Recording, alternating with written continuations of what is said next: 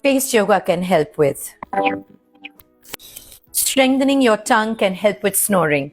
Here are the 3 things I want you to do. Stick your tongue out, move it slowly to the left and hold for 2 seconds, and then to the right. Repeat 10 times. Move the tip of your tongue towards the tip of your nose. Hold for 5 seconds. Repeat 10 times.